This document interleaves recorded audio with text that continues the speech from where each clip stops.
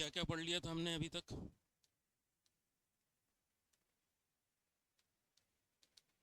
कौन कौन से इंस्ट्रूमेंट पढ़ लिए थे?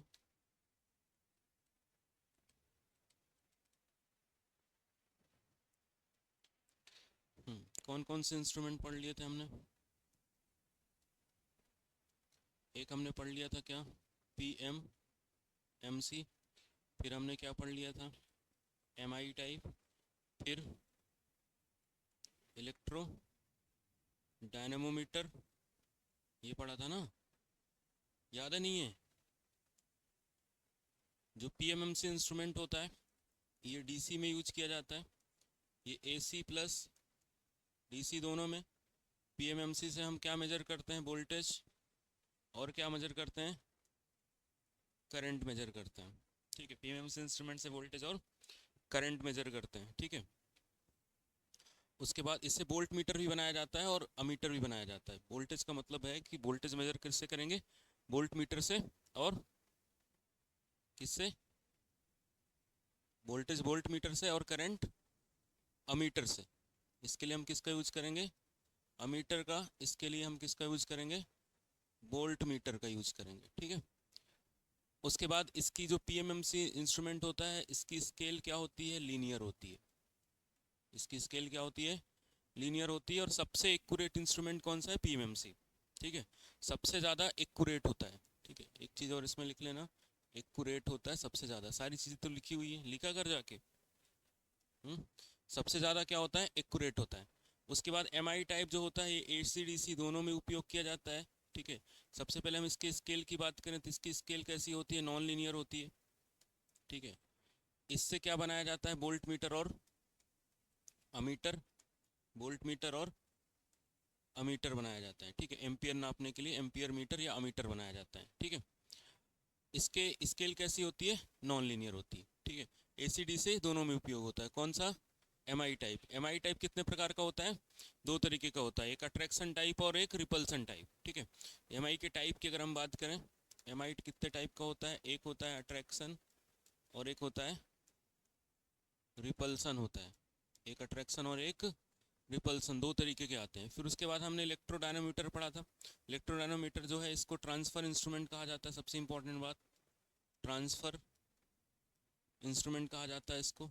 ठीक है, पहली इंपॉर्टेंट बात ध्यान रखना है, ट्रांसफर इंस्ट्रूमेंट कहा जाता है। इससे अमीटर भी बनाया जाता है, वोल्ट मीटर भी बनाया जाता है और वॉट मीटर भी बनाया जाता है। ठीक है, यानी इससे और एनर्जी मीटर भी बनाया जाता है। एनर्जी मीटर भी, ammeter, volt meter, watt meter और एनर्जी मीटर, तीनों चीज़ें हम इससे बना सकते हैं। ठीक है। ये भी एसी और डीसी दोनों में उपयोग होता है। ये एसी में उपयोग होता है और डीसी में। ठीक है। इसकी खास बात तो ये होती है कि अमीटर जो है इसकी स्केल नॉन लीनियर होती है। अमीटर वोल्ट मीटर की नॉन लीनियर। और पावर नापते हैं हम तो इसकी स्केल कैसी होती है? लीनियर होती है। पावर नापने के लिए हम इसका क्या होती है? स्केल लीनियर होती है। ठीक है। तो इतना हमने पढ़ लिया था अभी तक। ठीक है। साथ में हमने ये पढ़ा था कि एनालॉग भी बनाए जाते हैं, डिजिटल भी बनाए जाते हैं, दोनों तरीके के बनाए जाते हैं। डिजिटल का ये फ़ायदा होता है कि डिजिटल में हमें नंबर्स दिख जाते हैं तो पैरालॉक्स एरर नहीं होती है। ठीक है। डिजिटल में कोई मूविंग पार्ट नहीं होते। अब एडवांस टेक्नोलॉजी वाले आ गए हैं, डिजिटल एनर्जी मीटर आ गया है। डिजिटल एनर्जी मीटर में माइक्रो कंट्रोलर का उपयोग किया जा रहा है, माइक्रो प्रोसेसर का उपयोग करके हम बनाते हैं। अब आज बात करते हैं मल्टीमीटर की। ठीक है। मल्टी, जैसे इसका नाम है मल्टीमीटर, जैसे अमीटर का नाम है अमीटर। ठीक है। तो अमीटर मतलब करंट नापेगा जो। ठीक है, अमीटर मतलब करंट नापेगा। वोल्ट मीटर मतलब वोल्टेज नापेगा। वाट मीटर पावर नापेगा। एनर्जी मीटर एनर्जी नापेगा। उसी तरीके से हम बात करते हैं मल्टीमीटर। मल्टी का मीटर का मतलब ये होता है, ये ऐसी डिवाइस, ठीक है, ये एक पोर्टेबल है। पोर्टेबल का मतलब समझते हो? हाँ, लाने ले जाने में आसानी होती है, उसको क्या कहा जाता है? पोर्टेबल कहा जाता है। तो पोर्टेबल जो इंस्ट्रूमेंट होता है, पहली बात तो अमीटर एक स्थान से दूसरे स्थान तक ले जाना आसान होता है, पोर्टेबल होता है। दूसरी बात, इससे हम क्या नाप सकते हैं? वोल्टेज, करंट और रेजिस्टेंस। क्या क्या नाप सकते हैं हम? तीन चीज़ें नाप सकते हैं, वोल्टेज, करंट और रेजिस्टेंस। ठीक है। इसको कभी कभी हम VOM मीटर भी कहते हैं। ठीक है, वोल्टेज, करंट और रेजिस्टेंस नापने के लिए उपयोग किया जाता है। ठीक है। मतलब इस मीटर के अंदर एक सिंगल डिवाइस होती है जिससे हम वोल्टेज भी नाप सकते हैं, करंट भी नाप सकते हैं और रेजिस्टेंस भी। पावर नहीं नाप सकते। ठीक है, पावर एनर्जी नहीं नापा जा सकता, लेकिन वोल्टेज, करंट और रेजिस्टेंस, ठीक है। अब सबसे पहले पूछेगा जैसे कि बताओ एनर्जी मीटर क्या नाप सकता है, तो एनर्जी मीटर क्या नाप सकता है, तो आंसर है वोल्टेज नाप सकता है, करंट नाप सकता है, और क्या नाप सकता है, ये रेजिस्टेंस नाप सकता है, ठीक है।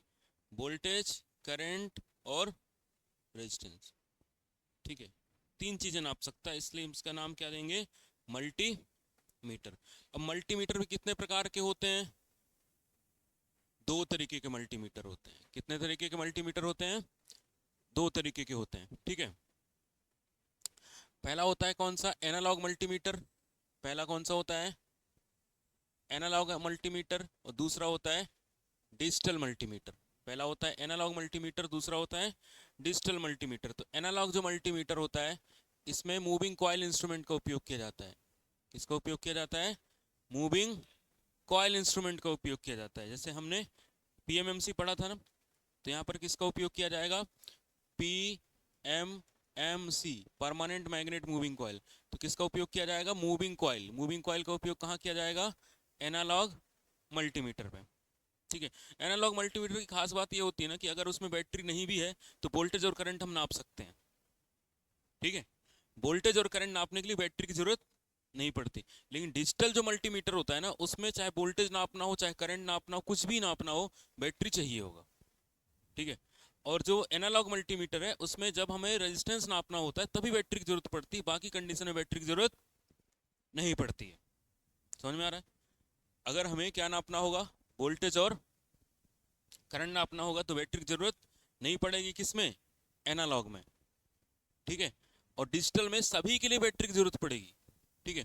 इसमें खास बात ये होती है कि इसमें एक पॉइंटर होता है और एक स्केल होती है। इस तरीके से एक पॉइंटर स्केल होती है और एक ऐसे पॉइंटर होता है जो बताता है कि रीडिंग कितनी है, ठीक है। इसके बाद इसमें पैरालॉक्स आता है, क्योंकि पॉइंटर और स्केल जहां पर भी है तो पैरालॉक्स आएगा ही, ठीक है। पैरेलल एरर समझाया था मैंने कि पैरेलल, जैसे ये इसके पैरेलल में कौन सी रीडिंग है हमें समझ में नहीं आती है, उसको क्या कहते हैं, पैरेलल एरर कहते हैं। डिजिटल मल्टीमीटर में डिजिटल सर्किट का उपयोग किया जाता है।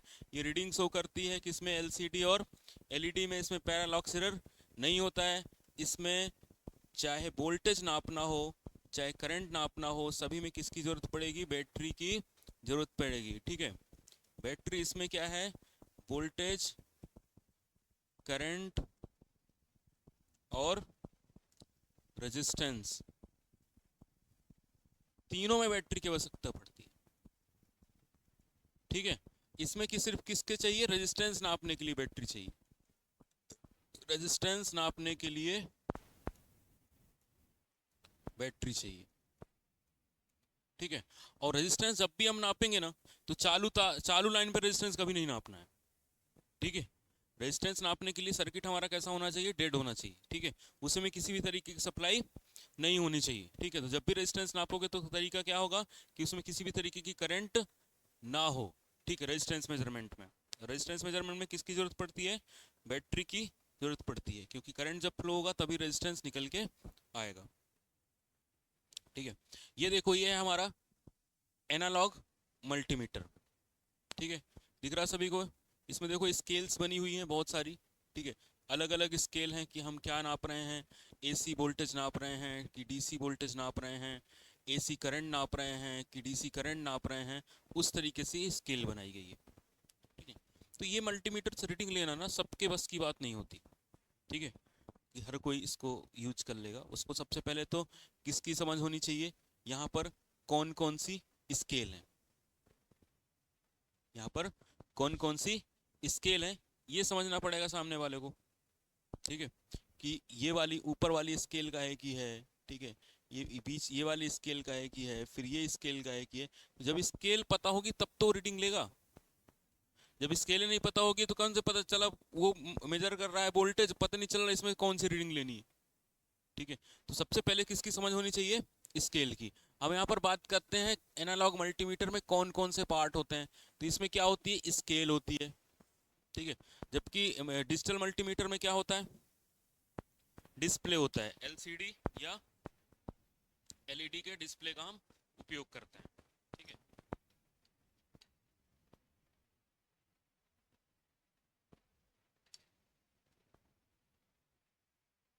डिस्प्ले सिस्टम किस में होता है, डिजिटल, ठीक है। इसमें पॉइंटर होता है, उसमें पॉइंटर भी नहीं होता। ठीक है, ये देखो ये पॉइंटर दिख रहा है ये वाला। ठीक है, इस पॉइंटर में पॉइंटर को जीरो पे एडजस्ट करने के लिए यहाँ पर जीरो एडजस्टमेंट भी लगा होता है। ठीक है, कि हम इसको जीरो पर एडजस्ट करें। ठीक है, क्योंकि ये जीरो पे कई बार देखो अभी जीरो पे नहीं है। ठीक है, तो हम इसको क्या करते हैं, जीरो पे एडजस्ट करते हैं। इसमें मूविंग कॉइल होती है, एक शंट रिएक्टर होता है, शंट रजिस्टर होता है, और एक मल्टीप्लायर रजिस्टर होता है। ठीक है, शंट रजिस्टर हमेशा समांतर में लगा होता है। ठीक है, कहाँ लगा होता है, समांतर में। शंट रजिस्टर कहाँ लगा होता है, समानांतर पे। ठीक है, पैरेलल पे, ऐसे देखो पैरेलल पे लगा होता है। ठीक है, पैरेलल पे लगा होता है, उसको क्या कहते हैं। और मल्टीप्लायर कहाँ पर, सीरीज पे। ठीक है, पैरेलल में लगा होता है, उसकी वैल्यू लो होती है, इसकी वैल्यू क्या होती है, हाई होती है। इसकी वैल्यू लो होती है, इसकी वैल्यू हाई होती है। बैटरी का उपयोग किया जाता है, जब रेजिस्टेंस नापना हो तो बैटरी चाहिए ही होता है। ठीक है, उसके बाद सेलेक्टर स्विच होता है एक, ये देखो ये वाला स्विच दिख रहा है, काहे के लिए है, सेलेक्टर स्विच है। ठीक है, उसके बाद जीरो ओम एडजस्टमेंट के लिए होता है कि हमें किस में एडजस्टमेंट करना है, जीरो पे एडजस्टमेंट करने की भी जरूरत पड़ती है। ठीक है, उसके बाद यहाँ पर हमें नोब दी गई है, एक फेस का, एक न्यूट्रल का, एक प्लस का और एक माइनस का। ठीक है, तो ये हमारी प्रोब कहलाती है, ये प्रोब है जिससे हम मेजरमेंट करेंगे। ठीक है, प्रैक्टिकल में हम देखें कैसे करना है। ठीक है, अब यहाँ पर देखो, जो हमने वहाँ मीटर देखा वहाँ पर यहाँ पर नाम लिखे हुए हैं। ठीक है, ये क्या है, हमारा पॉइंटर है, ये स्केल बनी हुई है। ठीक है, स्केल के ऊपर क्या लगा होता है, एक मिरर लगा होता है। ठीक है, ये जीरो एडजस्टमेंट जो मैंने बताया, ये जीरो एडजस्टमेंट करने के लिए होता है। इधर एक नोब होती है, ये पोलरिटी सिलेक्शन स्विच होती है, पोलरिटी सेलेक्ट करने के लिए होती है। ठीक है, और ये इधर वाली क्या होती है, जीरो ओम एडजस्टमेंट नोब, कि ओम जब जीरो करना हो तो हम जीरो एडजस्टमेंट नोब का उपयोग करते हैं। ठीक है, ओम पे, क्योंकि दो जीरो होते हैं, एक रेजिस्टेंस वाला जीरो होता है, एक वोल्टेज वाला जीरो होता है। ठीक है, उसके बाद देखो ये कॉमन प्रोब होती है, इधर वाली क्या होती है, कॉमन होती है, और ये मेजरिंग टर्मिनल होता है। ठीक है, एक कॉमन होती है, उधर मेजरिंग टर्मिनल होता है। ये एक प्रोब होती है रेड कलर की, और एक होती है ब्लैक कलर की। ब्लैक कलर वाली कॉमन रहती है। ठीक है, अब यहाँ पर देखो ये है स्केल। ठीक है, स्केल में लिखा होगा जैसे यहाँ पर क्या लिखा है, डीसी, यहाँ पर क्या लिखा है, एसी, यहाँ पर क्या लिखा है, डीबी। ठीक है, और यहाँ पर किसके लिए, रेजिस्टेंस के लिए। ठीक है, ओम यानी रेजिस्टेंस के लिए। ठीक है, तो डीसी वोल्टेज कितना नाप सकता है, ये 100 किलो ओम तक। एसी वोल्टेज कितना नाप सकता है, ठीक है, एसी वोल्टेज में कितना रेजिस्टेंस नाप सकता है, 10 किलो ओम, और वोल्टेज 10 किलो ओम पर वोल्ट तक नाप सकता है। ठीक है, ये ओम पर वोल्ट जो है इसकी सेंसिटिविटी होती है, इसकी क्या होती है, सेंसिटिविटी होती है। तो डीसी पे ज़्यादा सेंसिटिव है, एसी पे कम सेंसिटिव है।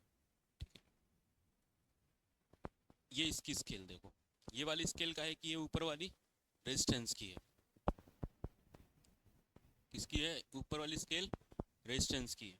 ठीक है, जिसमें 10 के मल्टीपल पे आएगा। ठीक है, जैसे 20 आया तो 20 इंटू 2000 कर लेना। ठीक है, 20 इंटू कितना कर दोगे, 1000, तो कितना हो जाएगा, 20,000। ठीक है, 20 इंटू 1000 कितना होगा, 20,000। ये किसकी है, करंट और वोल्टेज की। ठीक है, दो स्केल है, करंट और, एक ये ऊपर वाली एक क्या है कि वोल्टेज की, और एक नीचे वाली क्या है कि करंट की। ये स्केल कैसी है, लीनियर है, क्योंकि पीएमसी इंस्ट्रूमेंट का उपयोग किया गया है, इस वजह से ये वाली स्केल कैसी है, लीनियर है। स्केल कैसी है, ये लीनियर बनाई गई है। ये हमारी किसके लिए, डेसिबल, डेसिबल पावर के लिए, कितने डीबी का, डेसिबल के लिए। ठीक है, डेसिबल इलेक्ट्रॉनिक इक्विपमेंट में उपयोग करने के लिए उपयोग किया जाता है। अब यहाँ पर देखो function and range selector switch है, यहाँ पर डीसी वोल्टेज सेलेक्ट करने के लिए है, यहाँ पर एसी वोल्ट सेलेक्ट करने के लिए है, यहाँ डीसी करंट मिली एम्पियर के लिए है। ठीक है, डीसी करंट किसमें मेजर करता है, मिली एम्पियर में, और यहाँ पर रेजिस्टेंस के लिए। ठीक है, लेकिन एसी वोल्टेज ये नहीं नापता है, सॉरी एसी करंट नहीं नापता है। ठीक है, DC voltage, DC current, AC voltage only और रेजिस्टेंस। ठीक है, ये चीज़ें नापता है। अब वर्किंग की बात करें, जब हम इसको अमीटर बनाएंगे तो क्या करेंगे, अमीटर बनाएंगे, पहले यहाँ देख लो क्या बनाना है, हमें अमीटर बनाना। ठीक है, तो अमीटर बनाने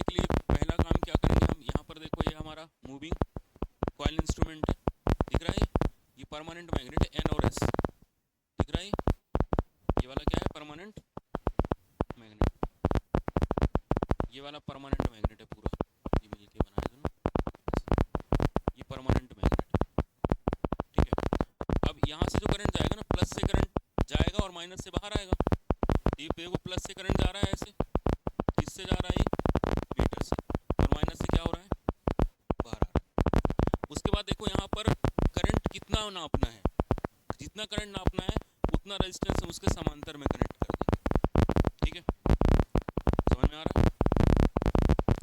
जैसे मान लो कि ये हमारा मीटर है, इस मीटर से करंट हमें नापना है, ठीक है, तो इसके समांतर में हम क्या करते हैं, एक शंट लगाते हैं, क्या लगाते हैं यहाँ पर शंट लगाते हैं, तो क्या बन जाता है ये अमीटर, क्या बन गया ये, हमें कुछ नहीं करना, सब अंदर ऑटोमेटिकली सिलेक्टर स्विच से हो जाएगा, हमें कुछ नहीं करना है,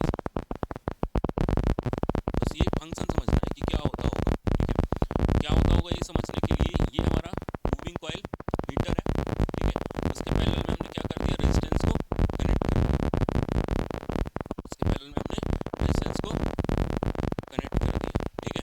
उसके बाद देखो यहाँ पर पहले हमने क्या बनाया इसको अमीटर, अमीटर बनाने के लिए हम क्या करते हैं उसके पैरेलल में एक रेजिस्टेंस जोड़ते हैं जिसका नाम क्या होता है शंट, ठीक है, shunt resistor as connected in parallel with the ammeter coil to measure large distance। ज़्यादा करंट नापना है तो क्या करना पड़ेगा, हमें एक शंट लगाना पड़ेगा, कम नापना है तो कम पे भी काम चल जाएगा, ठीक है, जितना ज़्यादा नापना है, ठीक है, फिर हम उतना क्या करते हैं उस हिसाब से रेजिस्टेंस यहाँ पर सेलेक्ट करके चलते हैं, ठीक है। जैसे देखो यहाँ लिखा है कि 1 मिली एम्पियर तक नापना है तो इस नोब को कहाँ कर दोगे यहाँ पर, अगर कितना नापना है 10 मिली एम्पियर तक तो यहाँ पर, अगर नापना है 100 मिली एम्पियर तक तो यहाँ पर। नोब से सेलेक्ट करने का ऑप्शन होता है, जैसे ये नोब है, ये नोब देखो ऑप्शन है, ठीक है, कितना नापना है 10 नापना है 100 नापना है 1000 मिली एम्पियर तक नापना है, देखो मिली एम्पियर है, मतलब कितना नापना है, तो ये जब नोब को सेलेक्ट करेंगे ना तो उसके अंदर जो प्रतिरोध होंगे इस तरीके से सेलेक्ट हो जाएंगे, ठीक है, अंदर उसके इनसाइड, ठीक है। अब हम वोल्ट मीटर बनाएंगे तो वोल्ट मीटर में क्या करेंगे रेजिस्टेंस को सीरीज में कनेक्ट कर देंगे, देखो ध्यान से देखो इसको, वोल्ट मीटर बनाने के लिए रेजिस्टेंस कहाँ कनेक्ट कर देंगे, तो ये प्लस आया, अब यहाँ से देखो कितना वोल्टेज नापना है 100 नापना है तो 100 वाला सीरीज में आ जाएगा, ठीक है, 50 मिली वोल्ट नापना है तो 50 मिली वोल्ट वाला सीरीज में आ गया, 1 वोल्ट नापना है तो 1 वोल्ट वाला सीरीज में आ जाएगा, 10 वोल्ट नापना है तो ये 10 वोल्ट वाला सीरीज में आ जाएगा, 100 वोल्ट नापना है तो ये 100 वोल्ट वाला सीरीज पे आ जाएगा, समझ में आया। तो वोल्ट मीटर बनाने के लिए हम क्या करते हैं, हमारा जो पीएमएमसी इंस्ट्रूमेंट होता है उस पीएमएमसी इंस्ट्रूमेंट के, ये पीएमएमसी इंस्ट्रूमेंट है, इसके सीरीज में कहाँ पर जोड़ना है, सीरीज में एक हाई वैल्यू का प्रतिरोध जोड़ देना है, ये इसका नाम क्या होगा मल्टीप्लायर, RM लिख लो मल्टीप्लायर, इसका नाम क्या है शंट, तो ये क्या बन गया हमारा वोल्ट मीटर, ये वाला किसका है वोल्ट मीटर का, समझ में आ रहा है, ये गाय का है वोल्ट मीटर का, जितना नापना है उसके हिसाब से सिलेक्ट कर लो, कम नापना है तो कम रेजिस्टेंस कलेक्ट करो, ज्यादा नापना है तो ज्यादा, ठीक है। तो समझ में आ गया वोल्टेज कैसे नापा जाता है मल्टीमीटर के अंदर, बाहर तो हमें कुछ नहीं दिखेगा, बाहर तो हमें 2 प्रोब दिखेंगे उस हिसाब से कनेक्ट कर देंगे, ठीक है, लेकिन हमें सेलेक्टर स्विच से सेलेक्ट करना पड़ेगा, ये बात ध्यान रखना है कि कितना वोल्टेज नापना है उस हिसाब से सेलेक्ट, गलत सेलेक्ट कर लोगे तो मल्टीमीटर उड़ जाएगा, ठीक है, गलत सेलेक्ट करोगे तो मल्टीमीटर उड़ जाएगा, ठीक है। तो मल्टीमीटर में रेजिस्टेंस कहाँ कनेक्ट कर देते हैं सीरीज में, तो क्या बन जाता है वो वोल्ट मीटर, ठीक है। अब हम क्या बनाएंगे ओम मीटर, ठीक है, ओम मीटर के लिए क्या करना पड़ेगा, बैटरी कनेक्ट करनी पड़ेगी, यहाँ पर बैटरी मस्ट है, यहाँ पर जरूरत नहीं थी, अब क्या करना पड़ेगा इंटरनल बैटरी प्रोवाइड करंट, ठीक है, इंटरनल बैटरी क्या करेगी करंट प्रोवाइड करेगी डिफ्लेक्शन, ठीक है, तो करंट के हिसाब से डिफ्लेक्शन मिलेगा हमें, ठीक है, करंट के हिसाब से हमें डिफ्लेक्शन मिलेगा, वोल्टेज कांस्टेंट रहेगा, करंट के हिसाब से डिफ्लेक्शन मिलेगा, ठीक, क्योंकि हमने क्या पढ़ा है V बराबर I इंटू आर होता है, तो यदि वोल्टेज कांस्टेंट होगा तो जो R होगा R बराबर क्या हो जाएगा 1/I, 1/I, ठीक है, यानी आई जितना ज्यादा होगा रेजिस्टेंस उतना कम आएगा। ठीक है, तो नापा करंट ही जाता है सब में। ठीक है, एक करंट वोल्टेज के समानुपाती होता है, एक करंट रेजिस्टेंस के समानुपाती हो जाता है। ठीक है, तो एक करंट बहेगा तो कहेगा इतना रेजिस्टेंस आ गया। ठीक है, क्योंकि रेजिस्टेंस डायरेक्टली मेजरमेंट नहीं किया जाता, इफेक्ट को मेजर किया जाता है। ठीक है, लीड हमारी अगर ओपन है तो इनफाइनाइट रेजिस्टेंस बताएगा, लीड यदि शॉर्ट है तो कितना रेजिस्टेंस बताएगा, जीरो बताएगा। कितना बताएगा, जीरो बताएगा। ठीक है, अभी एनालॉग वाला मल्टीमीटर भी कॉलेजेस में सारे पड़े हुए हैं, एनालॉग वाले से भी हम रीडिंग ले सकते हैं और उससे भी कर सकते हैं हम डिजिटल वाले से। ठीक है, अब एनालॉग वाले जो बहुत पुराने वाले हैं ना, उसमें कई सारे पिन दिए रहते हैं, तो कंफ्यूज हो जाओगे कहाँ कौन सा कहाँ पे कनेक्ट करना है। लेकिन अगर ये वाली चीज़ याद है ना कि किस तरीके से वोल्ट मीटर बनता है, किस तरीके से मीटर बनता है, तो गलती होने की संभावना कम हो जाएगी। ठीक है, अब यहाँ पर देखो क्या किया हमने, एक बैटरी जोड़ दिया। क्या जोड़ दिया हमने, बैटरी जोड़ दिया। ठीक है, और ये एक रेजिस्टेंस जोड़ दिया जो हमें नापना है। ठीक है, यहाँ पर क्या देखा हमने, जोड़ दिया बैटरी, है वो पीएमएमसी इंस्ट्रूमेंट ही, उसमें कोई परिवर्तन नहीं किया हमने, पीएमएमसी इंस्ट्रूमेंट में कोई परिवर्तन नहीं किया। यहाँ बस एक रेजिस्टेंस हमने सीरीज में जोड़ दिया, जिससे कि पता चला कि ये वाला रेजिस्टेंस जीरो हो जाए तो ये शॉर्ट सर्किट होकर निपट ना जाए। ठीक है, क्योंकि रेजिस्टेंस हम जीरो भी नाप सकते हैं और बहुत ज़्यादा भी नाप सकते हैं। ठीक है, तो अगर ये मान लो शॉर्ट सर्किट कर दिया हमने दोनों की लीड को, तो ये पीएमएमसी इंस्ट्रूमेंट जल जाएगा, बैटरी इतना सप्लाई उसको दे दी। बैटरी हमें लगता है हम छूते तो हमें नहीं पता चलता, मीटर के लिए तो बहुत होता है वो। ठीक है, क्योंकि बैटरी हमारा जो शरीर होता है वो 90 वोल्ट तक के वोल्टेज को कोई समझते नहीं है। ठीक है, 90 वोल्ट तक आएगा तब वो समझना चालू करता है। ठीक है, बैटरी में रहता 12 वोल्ट, वो समझ नहीं आता इंसान को। ठीक है, मेजरमेंट करने के लिए मेथड क्या होती है, सबसे पहले वोल्टेज डीसी, जैसे वोल्टेज नापना है तो सेलेक्ट क्या करो, डीसी की रेंज। डीसी के पहले रेंज सेलेक्ट करो कि कितना डीसी नापोगे। ठीक है,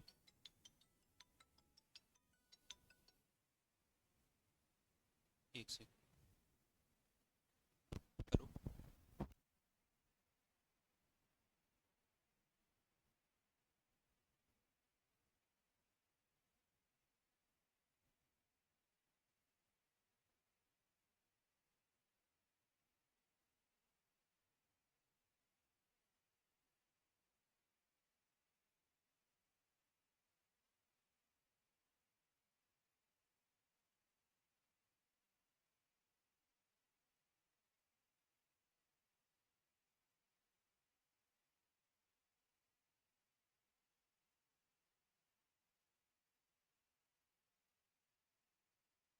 ठीक है, तो डीसी पे सेलेक्ट करना है कि कितना वोल्टेज डीसी का नापना चाहते हो। ठीक है, उस हिसाब से रेंज सेलेक्ट करनी पड़ेगी। ठीक है, उसके बाद पैरेलल में प्रोब कनेक्ट करना है। ठीक है, पोलरिटी के अकॉर्डिंग, प्लस वाला प्लस पे, माइनस वाला माइनस पे। ठीक है, फिर मेजर क्या करना है, एसी वोल्टेज, तो एसी पे रेंज सेलेक्ट करोगे, प्रोब कहाँ होगी, अक्रॉस दी सप्लाई। ठीक है, और रीड वैल्यू फ्रॉम स्केल। अब जैसे हमें अगर वोल्टेज नापना है तो हमारा पैरेलल पे ही कनेक्ट होगा। जैसे मान लो सॉकेट का उस दिन हम वोल्टेज जैसे नाप रहे थे तो हाथ कप रहे थे। ठीक है, तो किसके, इसी के। तो ये जो फेस है और ये न्यूट्रल है, यहाँ पर हम दोनों पॉइंट पे क्या कनेक्ट करेंगे, वोल्टेज के लिए दोनों पॉइंट पे कनेक्ट करेंगे। ठीक है, पैरेलल में एक लीड यहाँ कनेक्ट कर देंगे, एक लीड यहाँ, तो वोल्टेज बता देगा। लेकिन करंट नापने के लिए ऐसा नहीं करेंगे कि यहाँ और यहाँ कनेक्ट कर दें फेस और न्यूट्रल पे। करंट नापने के लिए पहले हमें ये देखना पड़ेगा किसका करंट नापना है। जैसे ये हमारा बल्ब है, ये कितना करंट ले रहा है, तो बल्ब न्यूट्रल पे कनेक्ट होगा, यहाँ पे हमारा मीटर कनेक्ट होगा और फिर ये प्रोब यहाँ पे कनेक्ट होगी। पता चला गलती क्या होती है मल्टीमीटर में कि बच्चे क्या करते हैं कि करंट सेलेक्ट करके वोल्टेज नाप देते हैं, फट से उड़ती है उसकी प्रोब, दोनों प्रोब एकदम पता नहीं चलेगा और दोनों अलग हो जाएंगी। जैसे पटाखा फूट जाता है ना तो पता नहीं चलता, वैसे फूटेगा वो। ठीक है, कि वोल्टेज की जगह में करंट नापनी है तो। ठीक है, तुम्हें पता नहीं चलेगा, उड़ जाएगा, दिमाग सन्न हो जाएगा उतने समय। ठीक है, करंट नापना है तो क्या करना पड़ेगा, सीरीज में। देखो यहाँ डेंजर का बोर्ड लगा है, जब करंट नापना है ना तो सीरीज में नापना है। ठीक है, never connect ammeter in parallel, मतलब जब करंट सेलेक्ट कर लो ना कि करंट नाप रहे हैं तो वोल्टेज मत नाप लो। ठीक है, वोल्टेज सेलेक्ट करके वोल्टेज करंट नाप सकते हो तो उसमें प्रॉब्लम नहीं होगी, लेकिन तरीका गलत है। लेकिन अगर करंट सेलेक्ट करके और वोल्टेज नाप रहे हो, अमीटर को पैरेलल में कनेक्ट कर दिया तो अमीटर तुरंत उड़ जाएगा, ठीक है, क्योंकि अमीटर का प्रतिरोध बहुत कम होता है, शॉर्ट सर्किट हो जाएगा, और वोल्ट मीटर का प्रतिरोध ज्यादा होता है, ठीक है। रेजिस्टेंस जब मेजरमेंट करोगे तो उसके लिए क्या क्या सावधानियां होगी, स्विच को क्या करना है, ऑफ करना है, रेंज सेलेक्ट करना है रेजिस्टेंस की कि कितना नाप रहे हो, उसके बाद प्रोब को शॉर्ट सर्किट शॉर्ट प्रोब करना है और जीरो एडजस्टमेंट करना है, उसके बाद कंपोनेंट कनेक्ट करना है, ठीक है। जीरो एडजस्टमेंट कर लेना कि पता चला पहले से ही वो कुछ रीडिंग बता रहा हो, जीरो एडजस्टमेंट करना है इसमें, ठीक है। सेफ्टी प्रिकॉशन कुछ सावधानियां हमें ध्यान रखनी है, ठीक है। कभी भी लाइव तार, जिंदा तार पर यानी फेस या न्यूट्रल में सप्लाई आ रही हो, ठीक है, सप्लाई से कनेक्टेड हो, और उस पे कभी भी क्या नहीं नापना है, रेजिस्टेंस, ठीक है। उसके बाद मीटर को ओवरलोड नहीं करना है, ठीक है। Check the probe insulation, insulation का प्रोब का इंसुलेशन चेक कर लेना कहीं कटा फटा तो नहीं है, ठीक है। Use one hand method while measuring live voltage, ठीक है। Remove red lead first after measurement, ठीक है। जब मेजरमेंट कर लो तो पहले कौन सी लीड हटानी है, लाल वाली, ठीक है, फिर क्या हटानी है, न्यूट्रल वाली, ठीक है। एनालॉग वर्सेस डिजिटल दोनों में क्या अंतर होता है, एनालॉग में मूविंग पार्ट होता है, स्केल और पॉइंटर होता है, ठीक है, इसमें मूविंग पार्ट नहीं होता है, इसमें पैरालॉक्स एरर होती है, इसमें पैरालॉक्स एरर नहीं होती, इसमें मैनुअल एडजस्टमेंट होता है, ये खुद ही एडजस्टमेंट करता है, इसमें जीरो एडजस्टमेंट की जरूरत नहीं पड़ती, ठीक है। Can track vibration, slow response होता है इसका, लोड्स सर्किट और नो लोड, इसमें लोडिंग इफेक्ट नहीं होता, ठीक है। लोडिंग इफेक्ट का मतलब ये होता है कि जैसे लोड का प्रतिरोध यदि बहुत ज़्यादा है तो लोड से करंट नहीं जाएगा, ज़्यादा से ज़्यादा करंट कहाँ जाएगा, मीटर से। तो जब भी हम किसी लोड का रेजिस्टेंस नापना चाहते हैं तो उसके पैरेलल में अगर हम वोल्ट मीटर लगा रहे हैं तो वोल्ट मीटर का प्रतिरोध लोड के प्रतिरोध से ज़्यादा होना चाहिए, ठीक है, अदरवाइज वो उतना एक्यूरेट रीडिंग नहीं नाप पाएगा। डिजिटल मल्टीमीटर का उपयोग क्या होता है, मल्टीमीटर का उपयोग क्या होता है, पहला होता है कंटिन्यूटी टेस्टिंग के लिए, ठीक है। उसके बाद सप्लाई चेक करने के लिए कि सही सप्लाई आ रही है कि नहीं आ रही, डायोड का टेस्ट करने के लिए, ट्रांजिस्टर का टेस्ट करने के लिए, मेजरिंग रेजिस्टेंस और मेजरिंग फॉल्ट। कुल मिला के इन सब में वोल्टेज करंट और रेजिस्टेंस ही चेक किया जा रहा है, कुछ नई चीज नहीं है, ठीक है। वोल्ट इसमें हम डायोड का रेजिस्टेंस चेक करते हैं कि सही आ रहा है कि नहीं आ रहा है, फॉरवर्ड वाइज पे कितना आना चाहिए, रिवर्स वाइज पे कितना आना चाहिए, ये सारी चीज़ों के लिए होता है, ठीक है। उसके बाद ये लास्ट टॉपिक है हमारा आज का, उसके बाद फ्रिक्वेंसी मीटर और पावर फैक्टर मीटर, ठीक है, दो टॉपिक और बचेंगे, उसके बाद मेजरमेंट खत्म, कल अपन इसको खत्म कर लेंगे। फेज सीक्वेंस इंडिकेटर है, ठीक है, ये फेज सीक्वेंस इंडिकेटर है, ये चेक किया जाता है कि हमारा जो 3 फेज की सप्लाई आ रही है उसमें यू भी और डब्ल्यू आ रहा है सही से कि नहीं आ रहा है, यू की जगह में भी तो नहीं आ रहा, भी की जगह में यू तो नहीं आ रहा, तो ये फेज सीक्वेंस इंडिकेटर है। देखो यहाँ पर आर बाई बी, यू भी और डब्ल्यू है, ठीक है, आर एस और टी है, लोड का है। तो सबसे पहले करेंगे 3 फेज सप्लाई का फेज ज्ञात करने के लिए किया जाता है, ठीक है। इसमें किसकी जरूरत पड़ती है, अल्टरनेटर की पैरेललिंग की, कहाँ जरूरत पड़ती है, अल्टरनेटर की पैरेललिंग। अब ये सबसे पहले समझते हैं लिखा क्या है, इसका मीनिंग क्या है। अल्टरनेटर का मतलब होता है एसी जनरेटर, जो एसी बनाता है ना उसको कहते हैं हम अल्टरनेटर, एसी जनरेटर है। एसी जनरेटर में क्या होता है कि हमारे इंडिया में सारे जनरेटर पैरेलल में कनेक्टेड होते हैं, ठीक है। एक बस बार होती है, ये बस बार होती है, इस बस बार में दुनिया के सारे अल्टरनेटर हमारे यहाँ के सारे किस में कनेक्टेड होते हैं, पैरेलल में। जैसे इसमें सारे अल्टरनेटर कनेक्टेड हैं तो हम नया अल्टरनेटर लेके आएंगे तो उसको भी यहाँ कनेक्ट कर देंगे पैरेलल में, ठीक है। तो अगर ये वाला अल्टरनेटर पैरेलल में कनेक्ट करना चाहते हैं तो सबसे पहले ये देखेंगे कि ये वाले की वोल्टेज और इसका वोल्टेज बराबर है कि नहीं है, नहीं तो ये उड़ जाएगा पूरा, ठीक है, पूरे सिस्टम को हम उड़ा देंगे। तो उससे बेहतर ये है कि पहले फेज सीक्वेंस इंडिकेटर से चेक कर लो कि फेज सीक्वेंस सही आ रहा है कि नहीं आ रहा है, ठीक है।